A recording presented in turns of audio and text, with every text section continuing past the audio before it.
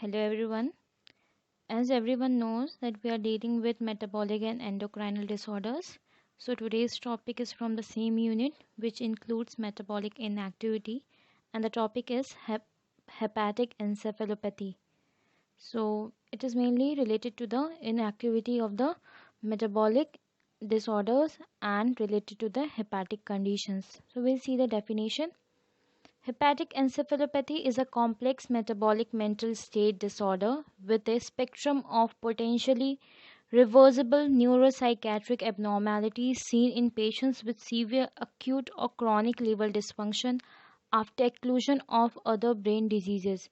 So if you can see here, it is saying that it is a neuropsychiatric condition. So it is related to the hepatic and metabolic inactivity, but it mainly affects your nervous system and affects the brain. So this condition mainly affects the memory of the person, which can lead to a very severe condition.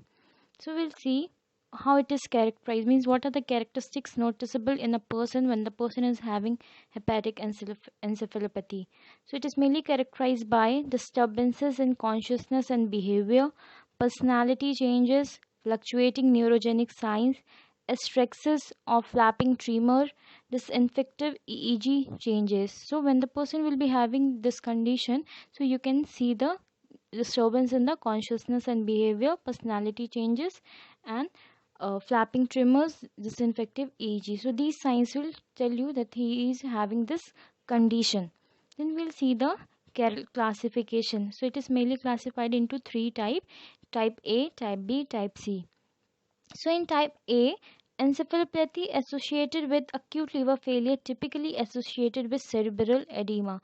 So when this condition is related to cerebral edema, it is characterized under type A, and the person will be having acute liver failure. That means it is the initial stage. Then stage B, that is type B, encephalopathy with protosystemic bypass and no intrinsic hepatocellular disease. This is the second type of condition in which the systemic bypass will be included, and there is no intrinsic cellular diseases. Then type C, that is encephalopathy associated with cirrhosis or portal hypertension, portosystemic shunts, that includes episodic, persistent, and minimal. This is the last stage of the condition where the whole system mainly it will be involved, and it is divided into three subcategory, that is episodic, persistent, and minimal. Episodic means there will be only certain symptoms visible, and that too not continuous. Then persistent means it will be in continuous duration, that is after 1 hour there will be episodes of the symptoms. Then minimal means less symptoms with more impact on the body, that is very severe. Then we'll see precipitating factors. These precipitating factors includes constipation, hypokalemia, that means decrease in potassium, then infection, then post-systemic shunting, alteration in neurotransmission, trauma, dehydration, drugs, and increase in protein load. So these are the precipitating factor that can lead to a metabolic encephalopathy or hepatic encephalopathy. Then we'll see the signs and symptoms of clinical manifestations. So in this, variable and fluctuating, that means mood changes, you can see the way the person will be not remembering his memory. Then mild disturbances of consciousness and altered behavior to deep coma, where the person will be not conscious about its being, then he or she will or may can go to coma. Then psychiatric changes of varying degree. Then liver cell failure like flapping tremors and fetal hepatitis. So you can find other symptoms like tremors in the patients. Then you can go for the mild hepatic encephalopathy. So in mild hepatic encephalopathy, children have normal abilities of memory, language construction, and pure motor skills, have normal standard mental status testing and normal psychometric testing. So when some children you find disabled, so this is the one of the condition you can see in them due to the metabolic encephalopathy. Then we will see mild to moderate hepatic encephalopathy. In this, there will be decreased short-term memory or forgetfulness, that is, it is for short duration, then loss of concentration and irritability, then strixes, hyperventilation and hypothermia, relative bradycardia. So these symptoms will be related when the person will be having mild to moderate hepatic encephalopathy. Then we'll move to investigation column, that how you're going to find out with the diagnosis. Then in that we have to go for the liver function test. It is very obvious, very main test you are going to do. Since it is related to hepatic conditions, so we have to go for the liver function test. That will tell us the increase in the following, that is serum bilirubin, pt, then serum protein. Then we can go for the serum ammonia level is increased, then USG. This is the test you are going. Then except in that, we'll go for the other causative factors, that are viral serology markers, that is any viral infection, then torch screening, autoimmune, then serum, uh, urine for metabolic disorders, sweat chloride, alpha 1 antitrypsin levels, alpha fetoprotein, serum lactate and pyruvate, liver biopsy. These causative factors will help us to diagnose the condition in the patient. Except in that, you can go for the other tests like CT scan, EEG, CSF study, blood test, serum urea, creatinine, and electrolyte test. This overall test is helping in the detection of the condition, or helping to diagnose the condition in the patient. Then we can move to the treatment column, where we'll try to diagnose the condition of the patient. After diagnosing the conditions, we'll move to the treatment column, where we'll try to improve the condition of the patient. That includes various measures in current treatment of hepatic encephalopathy, like strategies to lower ammonia production or absorption. So first and foremost in treatment, we'll try to reduce the patient's ammonia level. In that, we'll try to have nutritional management.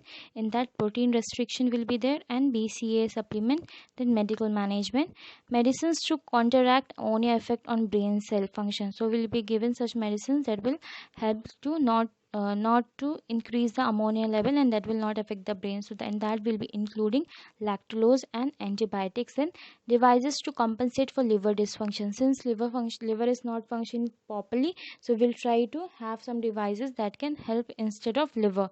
Then liver transplantation is the last option when there is no other choices. Then we can go for the other management like diet management. In that, as you know, protein intake should be decreased. So decrease protein intake with high carbohydrates, calorie in the form of 10% 10% dextrose infusion, then protein restricted to 0.5 to 1 kg per day. Then veg protein preferred, as they are less aminogenic. Then dietary supplementation, 50% of non-protein calories should come from MCTS. So that is overall that patient's protein intake will be decreased and carbohydrate intake will be increased. Then since you have seen, we'll be giving a medication lactulose. So lactulose will be given to the patient, that is 1 to 2 ml per kg per orally, or as enema in high doses. So patient can take it orally as well as in the form of enema. So this is helping to control the ammonia level in the brain. Then we can go for the bowel sterilization. In that we'll use the neomycin, ampicillin, rifaximin, then metronidazole. So this is bowel sterilization in the patient. Then other measures used: NGT aspiration, high colonic wash, zinc, L-ornithine, L-aspartate, sodium benzoate, H. pylori eradication. So these other measures can be done in order to control the patient's condition or decrease ammonia level. Then supportive care includes electro and fluid fluid and electrolyte balance, that contains sodium contain 1 milliequivalent per kg per dose of glucose. Then metabolic acidosis, hypokalemia, early identification of GI bleeding, septicemia and hypoxemia, avoidance of PPT factor like drugs, paracentesis, and drugs to improve sensorium level. So these are the supportive cares can be given to the patients. Then we can go for the nursing care, where the nurse will be planning according to the patient's care and doctor's order sheet. So in that, CNS, if patient is having CNS complications, so we'll be focusing on the cerebral edema. In that, if the patient is having cerebral edema, we'll be helping him with the nursing care like elevation of bed by 30 degree, and mannitol will be given. Then hyperventilation and fluid restriction will be there. Then hypothermia and phenobarbital. Then scissors is there. Then phenytoin and gabapentin will be given. If cerebral hypoxia is then oxygen administration and N-acetylcysteine will be given. Then hypotension is there, then colloids albumin infusion will be given to the patient. Then if bleeding is there, we can give vitamin K and injection ranitidine. Then if respiratory failure is there, then mainly it is seen in stage 3 and 4, then endotracheal intubation can be done, and patient can also can be held with the oxygen therapy. And if the patient is having renal failure, then we can go for the furosemide, that is diuretics, in dose 1 to 2 milligram per kg in early stages. Then hemodialysis established in these cases, then urine output should be maintained, and dopamine to improve renal perfusion. Then if ascites is there, then 5% albumin bile acid binders. So these are the treatment given to the patient. So in today's class we have seen about the hepatic encephalopathy, that is mainly due to the complex metabolic mental state disorder which affects the neuropsychiatric condition of the patient, in which we can see the chronic liver dysfunction after exclusion of the other brain diseases, which is mainly characterized by conscious and behavior changes, personality changes, then flapping neurologic signs and disinfective EEG changes. Then you have seen the clinical manifestations that shows the fluctuation in the patient's conscious level. Then you can see other changes like liver cell failure, and you can see tremors in the patient. Then we have come to investigations level, that mainly includes the liver function test. Other than that, you can go for the detection of the causative factors that include infection, and that you can go for the other tests like CT scan, EEG, CSF study, blood test, and serum urea, creatinine, and electrolyte level can be checked. In treatment column, we'll go for the patient's diet management. Other than that, we'll be giving patient nutrition therapy, medicational therapy, which will help to control the ammonia level in the patient. So I think this topic will be helpful to everyone. That's all for the today's class. Thank you to everyone.